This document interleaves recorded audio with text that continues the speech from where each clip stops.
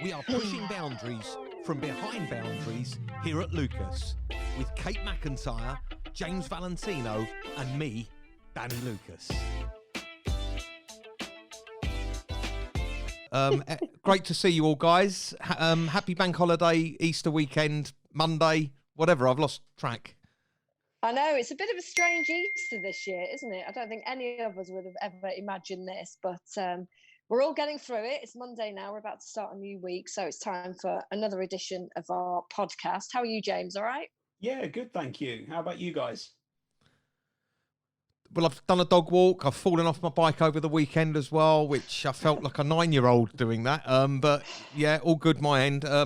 Not too much on the chocolate either, I'm pleased to say. Maybe just half of an Easter egg, but yeah. Yourself, Kate? Well, unfortunately, I've probably eaten enough chocolate for the three of us, so I will be going for a dog walk a little bit later. Okay, so let's get back to business. And I know today we're looking at innovation and technology. So it's never too late to innovate. Now, innovation and technology, as we know, are certainly buzzwords in the world of construction. And without a doubt, they really are playing a big part in the current pandemic crisis facing our nation and, of course, indeed the world. So at a very basic level, then, people of all ages are now embracing technology as a tool to communicate with each other from afar, just like we are today, and thus maintaining their social distancing. So from the well-established Skype and FaceTime, which I know we've all probably used in the past, to the newer kids on the block, including Hangout and, of course, Zoom that we are doing right now. Whatever your medium, it's good to talk, and we all can. So even though we may be physically alone, then we can certainly stay connected, which, as I'm sure you'll all agree, is super important at the moment. So, James, I mean, talking about technology, let's imagine if this crisis had happened 20 years ago. Surely we would no way have been able to be as connected as we are now, work from home in the same way that we're possibly able to. I mean, it would be a totally different ballgame, wouldn't it? Oh, absolutely, Kate. I mean, 20 years ago, this would bear no relation to how it looks today. It'd be a very different crisis in terms of how it was managed. Obviously, in terms of the travel of information generally, we probably wouldn't have got the heads up that we've got by being a connected globe leading into this pandemic, with knowing all of this information at our fingertips beforehand. Certainly now that we're all social distancing and working at distance, the tools that we're using, video communication tools, social media to stay connected with friends and family, video calling, collaborative working software. There's so much out there now that's allowing us to sort of maintain some degree of normality in the way that we work and efficiency. And lastly, as well, is the way that the news was spread in terms of how we actually managed the lockdown in this country, that the speed at which we were able to implement something that's a rather big culture shift by saying to people, okay, you're going to have to stay at home, you're not allowed to go out, you're going to have to change the way that you live your life. It's only because we live in a society now where there's so much of this sort of new innovation technology. We live in a more connected society with much faster web access, and everything's more accessible, that we were able to spread relatively dramatic messages like that out so fast and change the way that people live. So I think generally coming back to that, it would have been a very different state of play if this had happened sort of 20 years ago. It would completely. I mean, Danny, I know that we launched this Pushing Boundaries and Behind Boundaries podcast very quickly in response to the current situation. And of course, we're using Zoom here today to do this. So you guys have used this platform within your workforce to engage everybody during this challenging time. And how easily and smoothly did people adapt to this very different way of working? Yeah, I mean, obviously there's all these different applications out there now that we can use. FaceTime is one that obviously we're all aware of. And you've got things like Skype.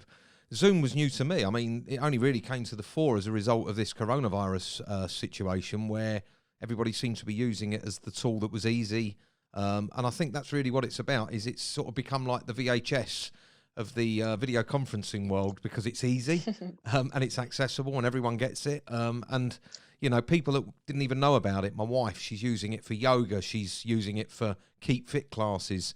You know, it's so versatile. And I think even the UK government have been blamed for using it recently when that maybe they shouldn't. I think the Home Office meetings have been on Zoom, but you know, it's clearly very adaptable and it's something that is widely used. going back to what James said as well about 20 years ago, I mean, I remember that you had to have like a dedicated leased line that was like £100,000 a year, and you'd get lightning speed, but it was only corporates like Goldman Sachs that had it, and maybe their London office and their New York office, and they could video conference. I mean, here we are all doing it now while we're walking around. I mean, the speed on our phones is just phenomenal. And I just think that it's so lucky that we've got this situation, because it's kept us so connected and allowed us to be really, really agile during this situation. But yeah, we're certainly using Zoom and finding it's the tool for the Lucas team. So obviously using that, you're conducting your meetings and you're keeping everybody connected. James, aside from the sort of communication through video and audio, what other sort of types of technology have you guys been using within the industry to try and get to grips and adapt to this really difficult situation?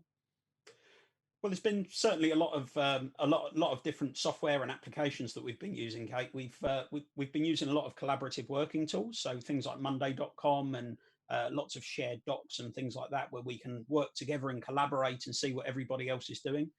We've been using that within our own teams to manage sort of processes and where we are with everything and staying connected from that front. That's been very efficient. It's allowed us to work as if we are sitting together in the office and getting live updates. We've also been using, obviously, all of our own internal apps that we use generally to manage the business. It allows us a very good oversight of what's happening on our sites without having to be physically connected to those sites. So altogether, all of the software and technology that we use on a daily basis have really come into its own recently and allowed us to all stay connected and on top of what we're doing.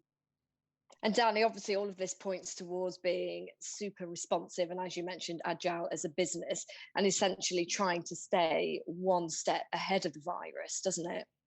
Yeah, I mean, it's easy when you think of innovation and technology to only think of digital tools, and that's what we've spoken about so far. But, we've widened it beyond that. I mean, we've gone into 3D printing. We've got visors that we're making at the moment. We've gone into the production of hand sanitizer using our paint chemists. We've gone into a whole number of things that are just allowing us to sort of think on our feet and adapt and become very, very ahead of the game so that we can stay in front of the virus. I think that was a key thing that I heard on a interview that I saw. I think it was some Irish guy who represents the World Health Organization. He's been there a long time. He's like a deputy fella. And I watched a great interview, and he said that, you've got to stay ahead of this virus. It's not about being behind it. It's about being in front of it. And that means in all areas, whether it's business, thinking, just planning ahead. It's firefighting now's fine, but you've got to look ahead. You've got to look at the midterm. You've got to look at the long term, and you've got to stay in front of the virus. And he said that if you aim for perfection, then it's going to, that's too late. You've got to think on your feet, make decisions, and move forward. And I think that's what we've done, which has allowed us to pull on all that strength of all those years that we've talked about innovation. All of a sudden, it's come into its fore, where we've been able to get everything out of the toolbox and completely exploit that to the benefit of our people, the people around us, our clients, our team, and the business. And I think that that's, that's the wide view that I have of what it is to innovate. Yeah, I mean, James, obviously you were at the cutting edge of technology with your 3D printing lab, which I know you've had at Lucas HQ for a while, which of course, I guess originally you got that on board because you were thinking of printing out models for various sites, to give you guys an idea of structures that were going on in presentations or whatever. I guess you never thought you'd be using it to print visors and masks, did you? No, I mean, what's great about it is it's such a versatile tool that, we never seem to know where it's going next in terms of what we're going to be using it for. It's been a fantastic asset that we've had. It's allowed us to obviously form, as you say, models and things like that for prototyping purposes. We've used it to form tools and jigs for use on site, which have been invaluable to us.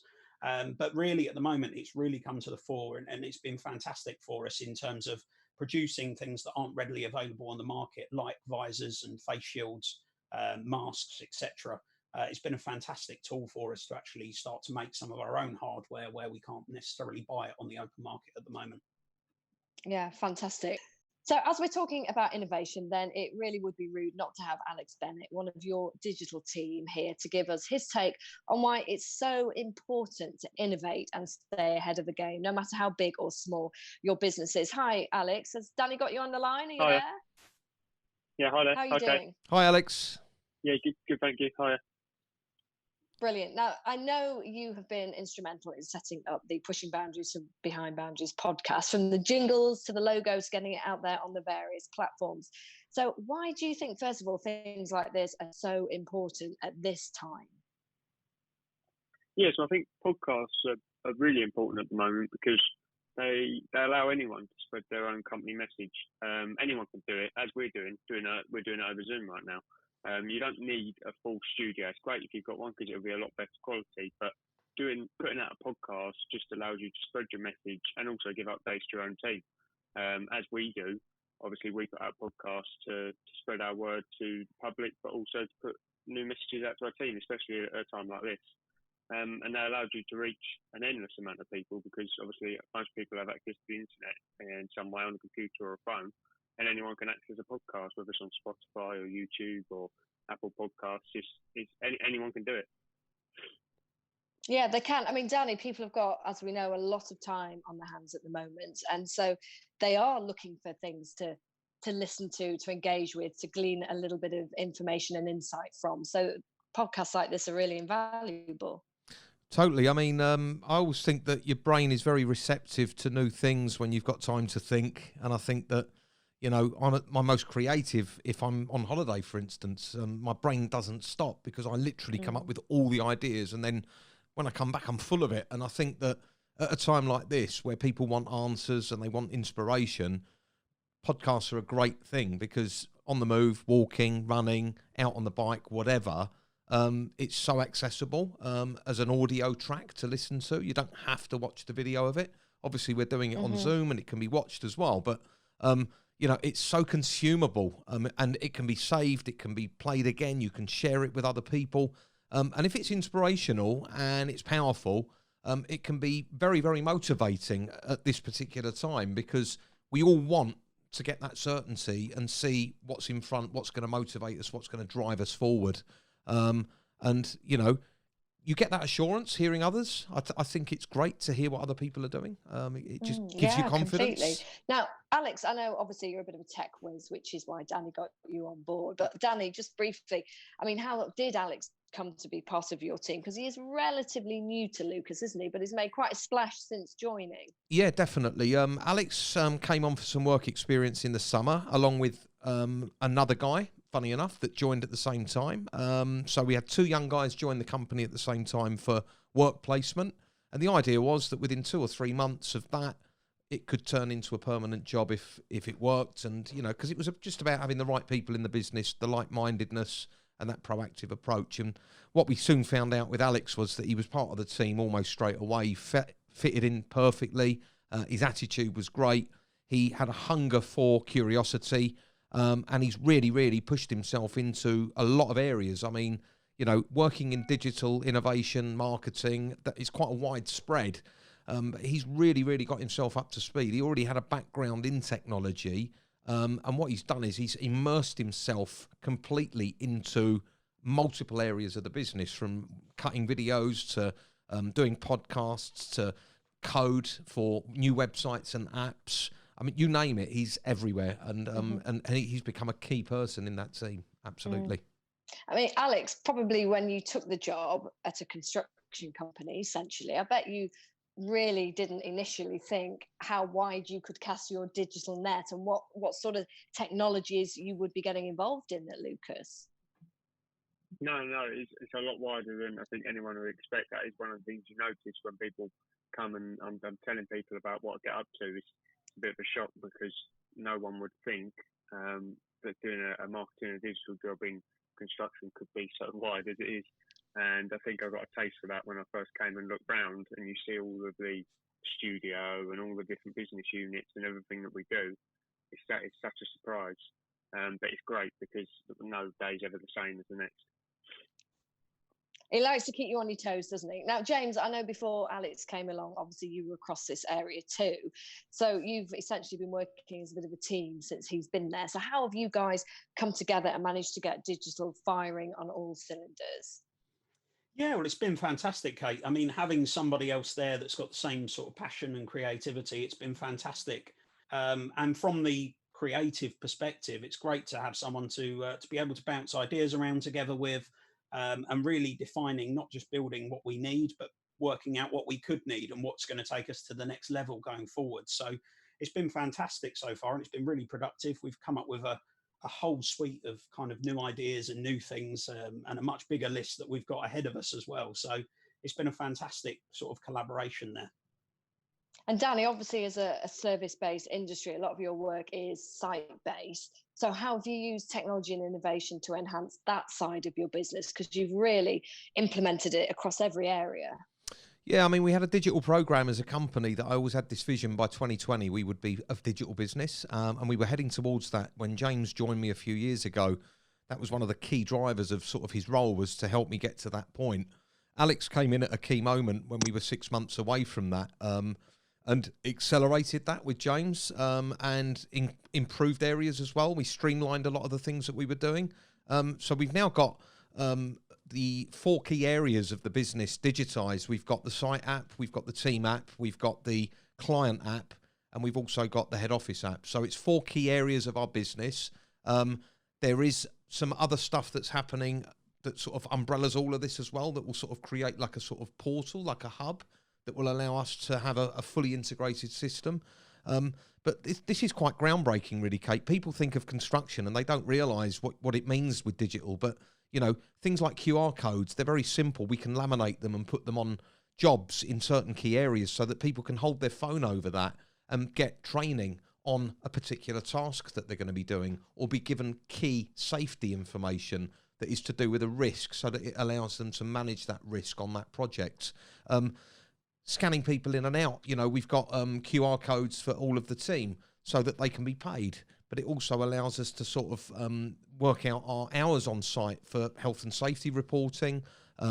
We've got all of the safety training on these cards as well, so that people can actually have their card held up in front of a client. The client can see all of their training records, no more paper.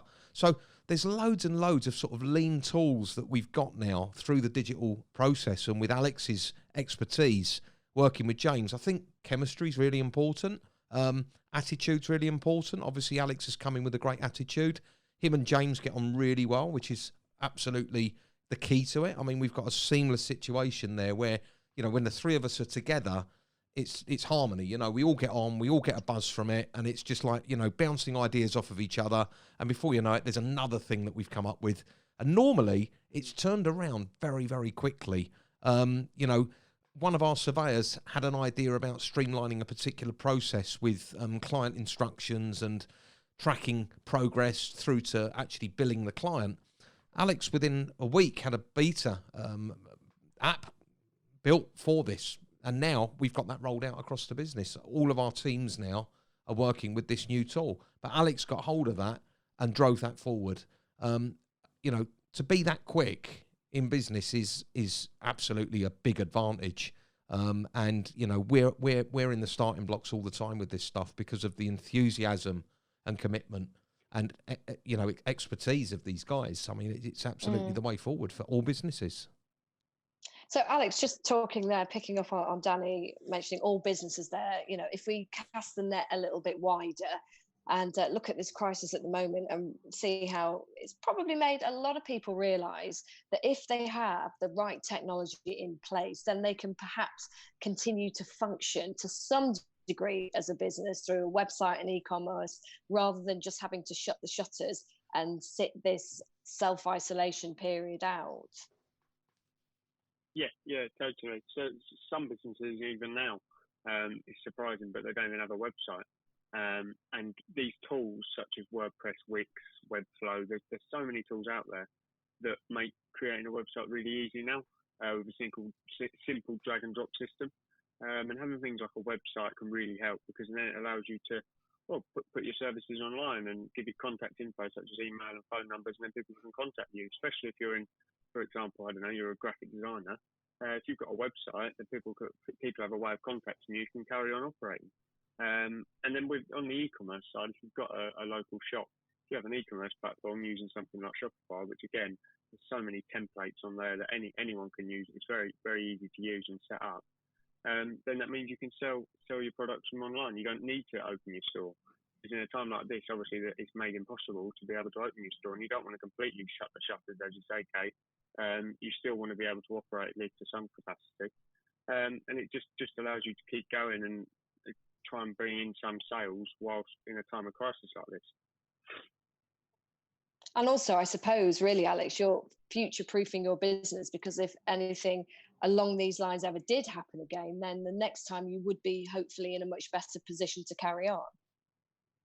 Yeah, exactly. Because not only that, but it's a whole new world. Because when you're online, if you're trying to sell a product through a store, if you sell it online, the amount that you can reach is, well, it's endless. It's just a matter of where you can ship your products to, really. But if you can target through people online, you can reach a whole lot more people, and it's a whole new market for you. Preparing for another potential situation like this, if you have all these systems in place for the future, then you're a lot better prepared if something like this does ever occur again. Yeah. James, is it a question then of modernise or die, do you think, if we're being sort of quite blunt and harsh about it? Well, it's a blunt way to put it, Kate, but I think the moral's definitely there with it. And I think something else, another great phrase is obviously change or be changed. There's a lot of them out there, but all of these sorts of phrases, as blunt as they are, I think they're there to stir the emotions and get people to realise that, this is something that's happening. It needs to happen. The market's going through a change, and as Alex picked up on there's a lot of businesses there that have gone through up until now in modern day without having things in place as simple as websites and stuff like that. And although people always say you need this, it'll be it'll safeguard you for the future, things can happen any moment that could mean you're reliant on embracing these sorts of forms of technology like we are now. And I think up until now, as a kind of an economy, most of us have been very, very lucky as not requiring all of this technology and embracing all of this innovation and digital to an extent. But things, as this has proven, can come out of nowhere, and very quickly that could become the lifeblood of your business and keeping you alive. So I certainly think that that people will weight this a lot heavier moving forwards, because I think it's been a real moment of realization for a lot of people that innovation is the kind of deciding factor in these sort of times. I mean, Danny, how do you think, looking forward, that your world will look for your business in the construction industry when we come out of the other side of this crisis? And then, what can you say to businesses of all shapes and sizes to make them stay positive and turn their attention to future-proofing their own business through technology, digital processes, however, so they're in much better shape in the coming years? Well, the thing is, Kate, I've been banging the drum about this for years, and modernise or die was a term that was given to a report that was written in 2016 by a guy called Mark Farmer, who was commissioned by the government to write a new review of construction. And I know we're talking about construction, but this is wide. This innovation thing's the world here. But modernise or die was a phrase for construction. A lot of people have been slow to come to the table with that. It talked about off-site manufacturing. It talked about the skill shortage. It talked about digital. It talked about, embracing technology. It talked about AI. There's everything in there. We really got a speed on with that as a company, which when I look at it now, it's made you a coronavirus-ready business. And that's the truth. And I think that a lot of people won't have done this. It's not too late. I think it really has given everything a kick up the backside worldwide to realise that modernise or die genuinely means what it says on the tin. You need to be thinking ahead. You need to be looking at the future and planning your business around tomorrow's world, not today, because this is coming and it's here now. What we're doing moving forward, we had a 2020 digital strategy. We've met that. We then set ourselves a 2025 digital strategy, which we actually set in 2018. We've accelerated that now. That was all about blockchain, AI, working with RFID sensors and doing things that are completely off the scale. We've got drones that paint buildings. We've got exoskeletal suits that allow people to do work without having to carry any weight. We're working with innovation partners around the world. This is amazing stuff that we're doing. And guess what? It's all totally relevant to the world that we're now in. We have gone and got all these tools up front ready to walk into a new world that is now being forced on us through this situation. And I think that everybody should be thinking about the future. Dealing with the now is really important, but dealing with the midterm and the long term, post-coronavirus, is so important. Because if you don't think about what the world looks like beyond that, you've got a big problem, because you're then going to be on the back foot and at the back of a queue with everybody sort of scrambling over the same thing. You've got to look after your businesses. You've got to look after your people. You've got to represent your industries, and I think that is the key. So for me, that's my whole sort of drive, and always has been. It's been at the heart of the way that I've always looked at things, and I'm up for this. I mean, I like a challenge, and this has really driven me. Well, great to see that you and Lucas are taking the bull by the horns and hitting this head on. I know certainly, Alex, back to you there, still on the phone. I know with the wonders of technology, you will have this up across the various platforms before we know it. But before we sort of round off today, have you got any words of encouragement to get people to look into the digital option to expand their existing proposition? As I guess now, a lot of people have got time to explore these options. And as Danny was saying, look to the future. So now could be the time to log on to a site and explore what possibilities there could be for your business there in the digital world. Yeah, definitely. As I was saying earlier, there's so many tools out there. To list just a few, including things like WordPress and Shopify, Wix. They all make it really easy to get your business online, and I think that's really important. So just as I was saying, creating a thing like a website, anyone can sign up to Wix, and either pay a very small fee to get your business up and running. But it's so easy. It's drag and drop. It's text boxes. If you can use Microsoft PowerPoint, you can create yourself a website. It's that simple. So getting online using one of those tools is so easy, and especially as you say at the moment, some people do have a bit more time on their hands. So I think it's a great time to prepare yourself for the future. Hopefully, obviously, nothing like this ever occurs again, touch wood, but it's still good to future-proof. As Danny said, it's not. We're in a good position because we were future-proofing ourselves, and which has kind of covered off and protected us in some way during this issue. But it's good. It's good, and it's not too late to do it now. Using one of these tools, you don't need to invest a ton of money. You don't need to have really technical expertise to be able to do this. So I think creating yourself a website, if you've got a shop, get on Shopify. Again, the price for these tools is so low. The value you can get out of it much outweighs that. So I think getting online and check the description of this podcast on all the platforms, because I'll put some links in there to direct you to all these different tools. So I think they could really help. Brilliant. Thanks, Alex. Good to have him on board, Danny, today. Brilliant. And the one thing that I'd just like to credit Alex with as well, because it wasn't, I think it was 6 months into his working with Lucas that he won our Lucas Awards at Christmas time. He won the Innovation Award. This was our second Lucas Awards that we'd had. And Alex won the Innovation Award, which I think is amazing. I mean, he's come in, he's got the right attitude. He's a perfect fit with the business. He wants to soak up everything out there that's going on. And I think where I've got the passion myself for innovation and things, even though I might not be technical and I couldn't code a website, but I certainly know what I want. And I think having the two things together, it's a powerful engine. And, there's a lot of people out there that have got businesses where they've got young people working for them that are into technology, understand it all. Harness that, and you'll find you've got some real talent around you, because Alex came along, and as I say, it just worked, and we've never looked back since, and he deserved that award massively. Well, it sounds like every business could do with an Alex, but if you haven't got an Alex, then pick Alex's brains and look at the links that he's going to put under the podcast, and they'll hopefully set you off down a road where you can explore the digital potential of your business. That's about it for today, Danny. So I guess we will join everybody else sometime next week again. Absolutely great. Great to see you all, and look forward to the next one. Thanks for listening. Tune in again. And don't forget, you can email us socialmedia@lucasuk.com.